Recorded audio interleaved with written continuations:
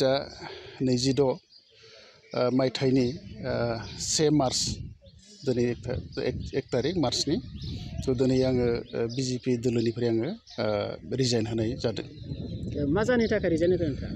जाहोन माने आंथ' स्टार्टिंखौ बुंनो थाङोबा जे आङो 18 बोसोरावनो न'निफ्राय आं ओंखारबोदोंमोन जे हारिनि खामानि मावनो होननानै न'खरनि बिदा फंबाय बिब' बिनानाव गासैखौबो गारनानै आरो बिनि उनाव 6 बोसोर जितु आन्दलन बेयाव जरित जाबाय।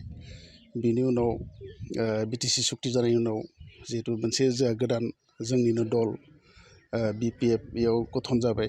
बे हिसाबै आं बिपिएफआव 15 बोसोर आङो खामानि मावबाय आरो बिनि उनाव थांनाय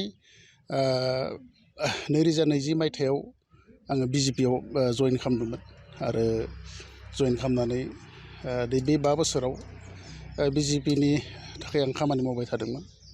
थ' आं दिनै नुबाय जे माने जों जितु थांखियाव जों फैदोंमोन जाथिनि खामानि मावनो बा समाजनि खामानि मावनो जोङो हदाय समाजनि खामानि मावनोनो जोङो थागथियारि। दा बे हिसाबै बे बिजेपिआव थानानै जेसेबांनाखि जोङो इस्सा खामानि मावनायनि बे सुजुगखौ माने इसेबां मोननाय जायाखिसै आरो जों जिहेतु खामानि मावग्रा मानसि रायजोनि जों खामानि मावबा थानो हाया। दा बे हिसाबैनो जिहेतु बिजेपिआव थानानै समाजनि खामानि बेवहाय मावनायनि खुनु लामा आं नुहुरासै। बे हिसाबैनो आङो फैगोन समफोराव जाहाथे मोजां खामानि मावनो हायो रायजोनि थाखाय बे हिसाबैनो आङो बिजेपि दोलोखौ आं नागारनाय जादों।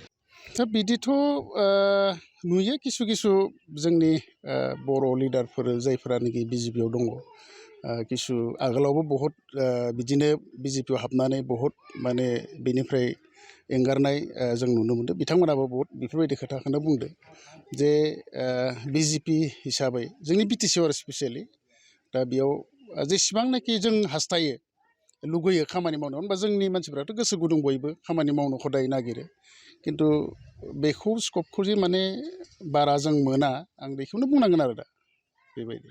राजखान्थियारि हिसाबै जिहेथु जोङो समाजनि खामानि मावनो होननानै न'निफ्राय जों ओंखारबोबाय दा बे हिसाबै जोङो थाथ'नो जों हाया आरो जेसेबांसिम जोंनि देहा सोलेरा थागोन बोलो थागोन गोहोआ थागोन बै समसिम समाजनि जिहेथु खामानि मावलांनांगोन बे हिसाबै आं सिन्था खालामगोन बेबायदि आरो। बर'नि माखासे बिपिएफ बा इउपिपिएल राजखान्थि हान्जायाव जयनिं जानायनि थांखि दं नामा?